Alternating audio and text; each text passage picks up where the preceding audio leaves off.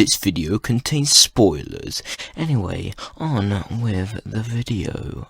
So, the other day my dad bought a box set of The Godfather, and it was like £4, so a pretty good deal to be honest. And, well, I had, funny enough, never watched it. Bro, you can't say that. Why not? Because you literally talk about how you know movies and stuff like that, but you've never watched one of the best films of all time. Yeah, but this film is old. Yeah, but you gotta act like you know movies. Look, just say that you love this film and you wanted to rewatch it. Okay. I love this film and I wanted to rewatch. So before I watched the movie, I want you to know that I had absolutely no idea what this film was about. I knew it had a lot of killing and people wore suits, but that's pretty much it. And also, I wish I had subtitles on, because sometimes this movie is, well, how do I not sound like I voted for Brexit? Isn't the easiest to understand? It's just like the Italian New York accent. It's pretty much just Marlon Brando. Also, this film is very confusing at parts, so just to give you a warning, you're just gonna get excited when the cool Italian mafia men are talking about cool Italian mafia things. You don't have to understand everything, just enjoy the film for God's sake. Anyway, let's explain this film in 5 minutes, or less, hopefully. Okay, so first of all, you were introduced to The Godfather. This is Vito Corleone, and he's played by Marlon Brando. And yes, Brando did win an Oscar, so I guess his performance is... it's alright.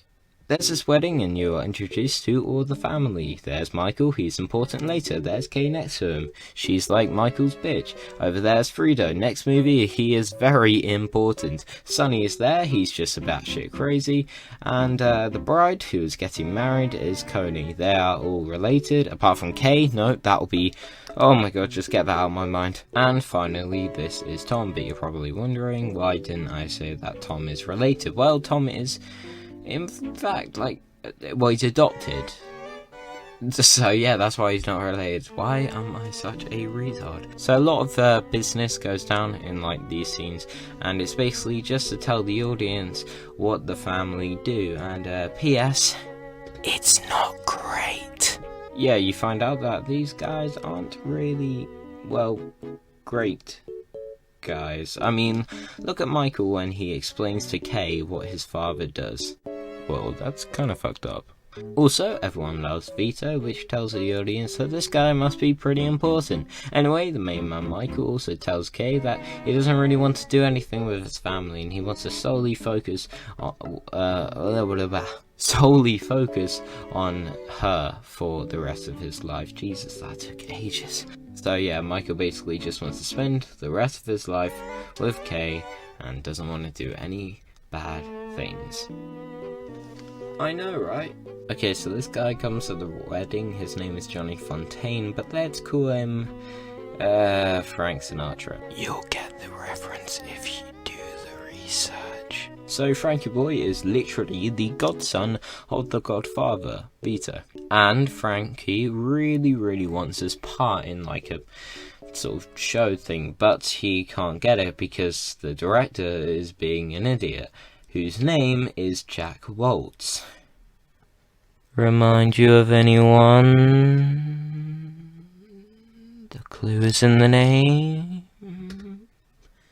Think of Mickey Mouse, Walt Disney. It's Walt Disney. Okay, it's meant to be Walt Disney. God damn it. So Waltz doesn't really want Frankie Boy to get the part, but the Godfather says this, which basically means I'm gonna fuck him up. So they send Tom to send him away to talk to this guy, only because he's adopted. I'm joking. I'm joking.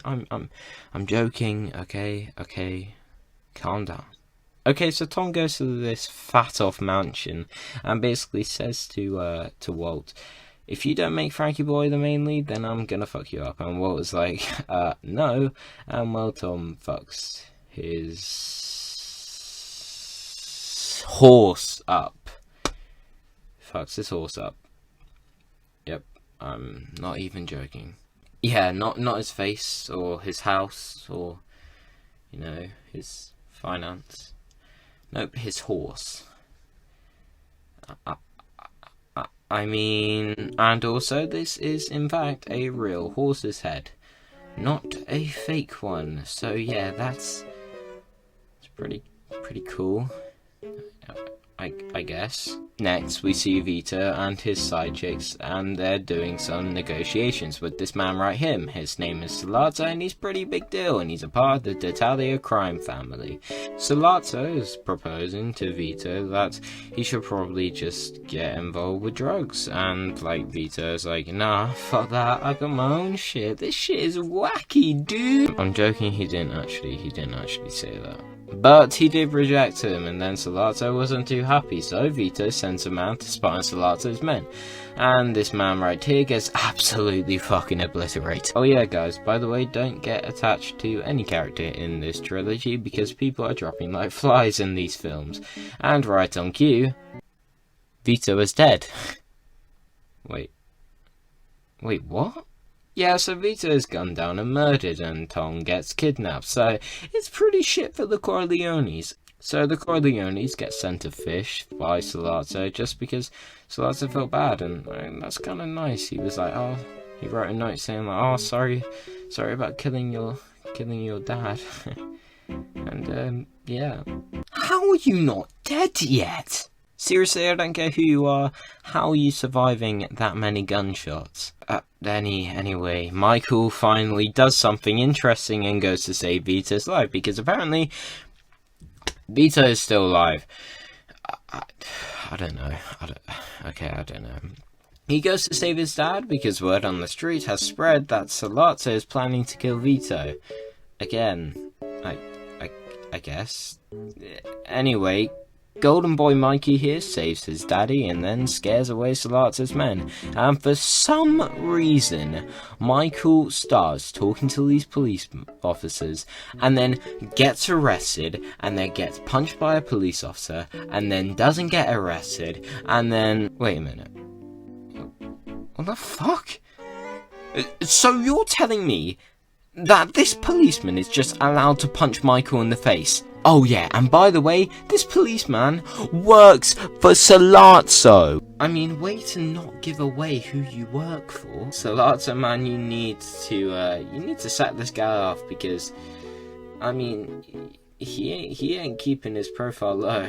You work for the biggest crime and drug lord in New York. You probably shouldn't break a man's jaw. Yeah, you heard that right. He breaks his fucking jaw! And also, look at this bruise. You're gonna see this bruise for like half the film. It's really annoying. Just get used to it. Anyway, Michael gets angry and he's like, oh fuck, I want to kill this man. And then his whole family just laugh at him. Anyway, Michael gets taught by his family how to shoot people, and then Michael goes to kill the policeman. And just before he shoots the policeman and Salazzo, you can just see him think, am I really going to sell my life to become a crime? Become what I sworn not to become? To kill people? To destroy people's lives? Oh, he's already done it. Okay, cool. That was a cool scene. So obviously the D'Italia family are pissed and they want to kill the Corleone boys, so they go into hiding. I'm not even joking. Michael goes to Sicily, Frida goes to Vegas, and the rest stay in New York. So you could actually say it's the worst game of hide and seek ever.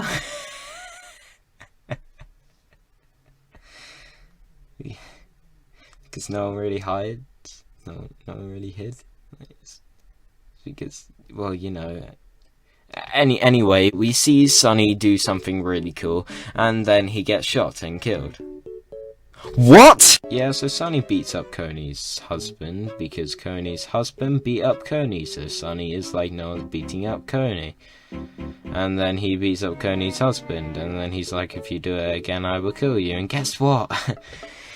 He does it again. So obviously Sonny's like, well, are you dumb? I literally warned you, and goes to kill Coney's husband. But yeah, then Sonny gets killed. Boom! And now we see some good acting. I mean, saying that is literally like, if you said, oh man, I saw a really good scene, but I can't remember the scene, but it was some good acting. That's pretty much the whole of the movie. Like, you know, sometimes in like the prequels maybe, when you see Obi-Wan crying and you're like, man, that's actually quite good acting. And it's like the only good acting out of all the prequels.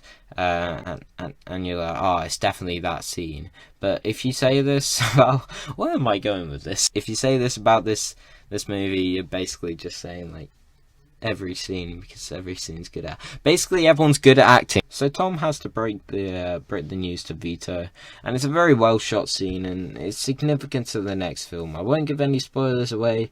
I was about to give a spoiler away. What the fuck am I talking about? Then Vito tells the like 5 families in New York to stop the violence, and they accept. Oh yeah, Michael gets married. What the f? Yeah, so Michael gets married in Sicily. That's where his parents grew up, if I'm not mistaken. And yeah, fair play, Al Pacino. She's pretty hot. Still can't face the fact that you're 5'5". I mean, I can't talk. I'm 5'7". So yeah, Michael gets married and they have sex and live happily ever after. Until his wife blows up. Yeah, she just decides, I'ma head out, and just blows up. She just what? So Michael's like, oh fuck, why am I here now? I've literally spent half like 4 years here or something. I don't know. Like, why am I here? So he decides to go home. And he's like, man, I probably need to get a girlfriend now. So he meets up with Kay. Yep, she's still in the film. And because he's like in a Christian family, or Catholic family actually. Nope, it's Catholic, fuck's sake. I swear down, I've been studying this film for about a month now. So, because they're in the Catholic family, why can't I say that word? Catholic family, oh, it's not that hard. So Michael's like, oh, Kay, I love you. Please forgive me. And she's like, bitch, what the fuck? You left me, and you expect me to forgive you like that and be all in love with you? And then she forgives him and marries him. Okay, so then Vito and Michael have a talk, and they're like, let's get the band back together. I mean, all you need to do is get Frito back, but okay.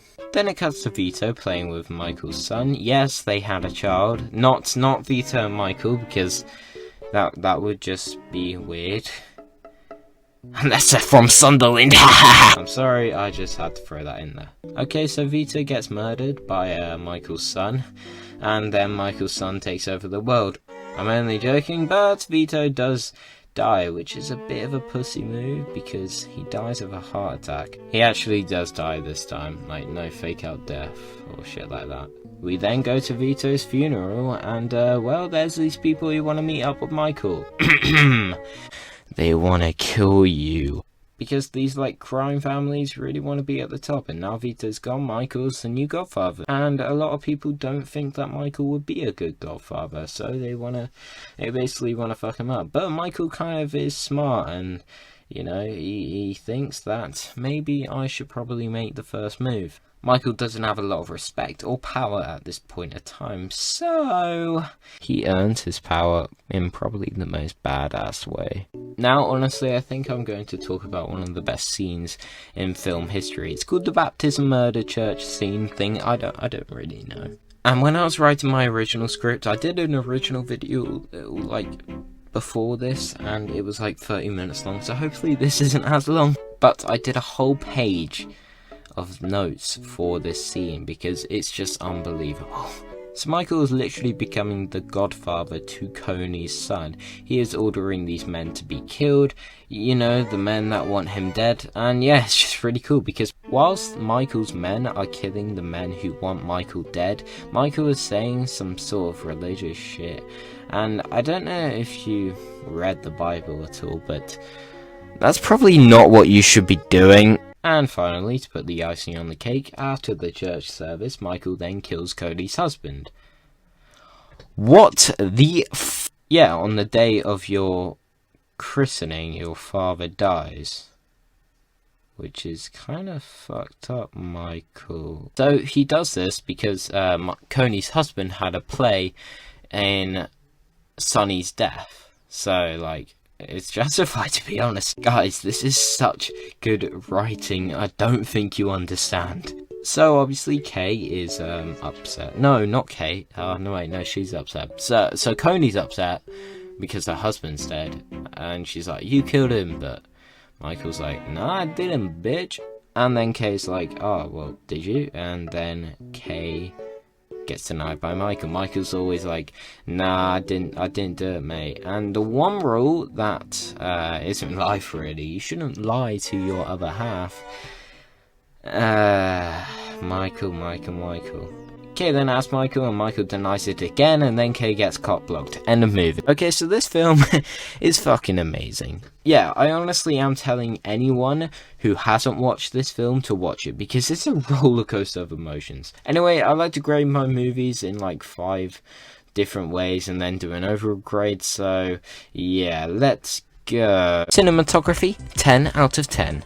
Big guns are already out here, and well, it's justified. Now you might notice that shadows are always used really well in this movie, and well, back in the 60s, people didn't really focus on how the shadows look. They just wanted the whole of the audience being able to see every character's face. But in the early 70s, this changed purely because of The Godfather. It shows the turn of good to bad without any dialogue needed. I mean, look at Michael here and then look at Michael there. Also, the camera barely moves, and it has 2 times the shots are deemed extravagant. Hardly any exciting ways of shooting a scene is used, like a bird's eye view or a zoom out. You can tell I'm fun at parties. But this is good because it makes the film seem way more grounded. Also, lots of shots are personal and the camera barely cuts, which makes the pacing seem a lot better. And this shot right here, oh man, it just gives me chills. Acting, 10 out of 10. Wow, what a surprise. Who saw that coming? I did. But it's justified. Al Pacino gives a really good performance throughout the movie. James Caan is really fun as Sonny. Robert Duvall is really good as Tom Hagen. And obviously Marlon Brando is, well, Marlon Brando. He's really good. Yeah, there's not much else to say other than you can probably take any of Vito's lines and probably deem them iconic. One problem is that Vito seriously needs to work on his pronunciations. I mean, it's so hard to understand, but that's just a personal thing. Score, 9 out of 10. Yeah, the first one not to get 10 out of 10, but yeah, it's really repetitive. Iconic, but really repetitive. Like, what else can I say other than I just won't get annoyed if it's on repeat, but, you know, it can't really get much higher. It's nothing really amazing. Well, no, I just sound like a dickhead. Writing, 9 out of 10. The one problem is that can't we just have a text saying how long it has been since the last scene? Because sometimes this movie, it loves to jump around from time to time. See what I did there? Anyway, the baptism scene is probably one of the best scenes I've ever heard. Heard? No, seen. The writers like to create tension, which is also on the director's fault. He's really good at doing that, and it makes a massive contrast between Vito and Michael. You feel calm when you're with Vito, but Michael, you just feel on edge. How one is all about family and the other is all about power. But yeah, the writing and plot is really good, and is actually interesting. Like, this film is so long. You have to keep your audience engaged for 3 hours long, so they must have done something right. Success, 10 out of 10. This film changed the whole of the movie history, winning countless of awards like 3 Oscars. This film was unbelievably successful, raking in $136 million, so yeah, pretty successful. Overall, I want to give this film a 10 out of 10, godlike. This film is almost perfect, and the stuff that I've called it out for is just nitpicking. It's just to annoy people, basically. This film is the main reason why films are shot in the way they are, why actors do what they do. I mean, this film is unbelievable, and I highly think that everyone should watch it. When this film ended, I was always thinking to myself, damn, Michael had to do a lot of things to gain power. Like, a lot. He killed all of his competition and focused on the one thing. the power that he desires. Before killing everyone, Michael was sort of a joke between a lot of families, believing he couldn't do what the great Vito Corleone did, which makes you understand that the respect and power isn't just given to you. You have to earn it. And also, if Michael went through all of that, kill all those people, and did what he had to do, then what did Vito have to do?